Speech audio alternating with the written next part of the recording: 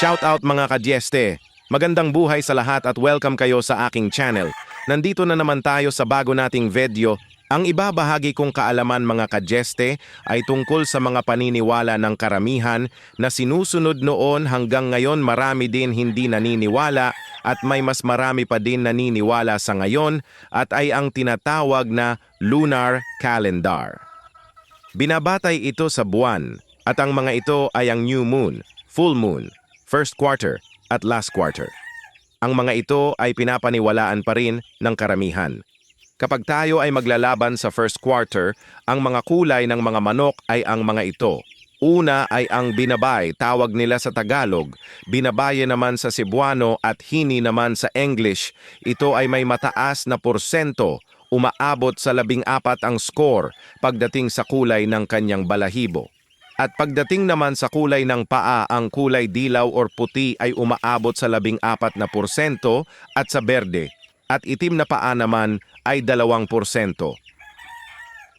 Ang pangalawa naman ay ang bulik pula na tinatawag at balakiking pula naman sa Cebuano at red dome naman sa English. Ito ay may mataas na porsyento na umaabot sa 12 ang score pagdating sa kulay ng kanyang balahibo.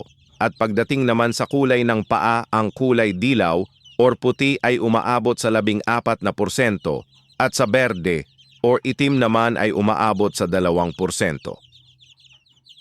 Ang ikatatlo naman ay ang pulang sunog. Ito ay may mataas na porsyento na umaabot sa 11 ang score pagdating sa kulay ng kanyang balahibo at pagdating naman sa kulay ng paa, ang kulay dilaw or puti ay umaabot sa 14% at sa berde o itim naman ay umaabot sa 2%. Ang pang-apat naman ay ang malatuba, kung tawagin sa Tagalog, at tubaon naman sa salitang Cebuano, at ginger red naman sa English. Ito ay may mataas na porsyento na umaabot sa 11 ang score pagdating sa kulay ng kanyang balahibo at pagdating naman sa kulay ng paa, ang kulay dilaw or puti ay umaabot sa 14% at sa berde o itim naman ay umaabot sa 2%. Ang panglima naman ay ang talisayin, tawag nila sa Tagalog, talisayon naman sa Cebuano at gray naman sa English. Ito ay may mataas na porsyento, umaabot sa 10 ang score pagdating sa kulay ng kanyang balahibo. At pagdating naman sa kulay ng paa, ang kulay dilaw or puti ay umaabot sa 14% at sa berde at itim na paa naman ay 2%. Ang pang-anim naman ay ang alimbuyogin na tinatawag sa salitang Tagalog at buyogo naman sa Cebuano at brown-red naman sa English.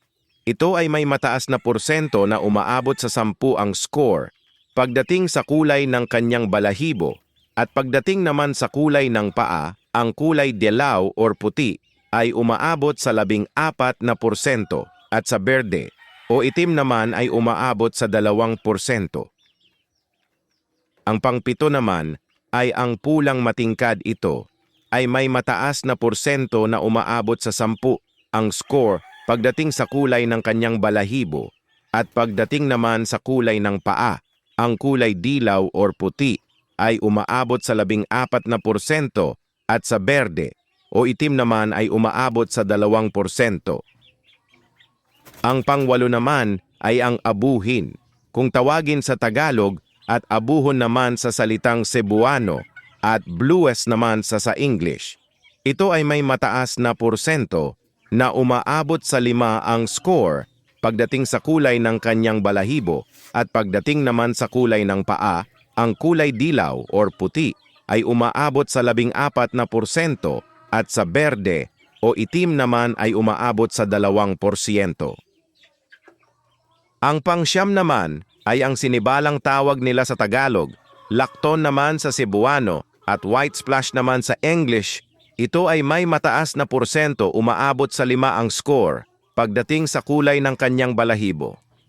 At pagdating naman sa kulay ng paa, ang kulay dilaw or puti ay umaabot sa 14% at sa berde at itim na paa naman ay 2%.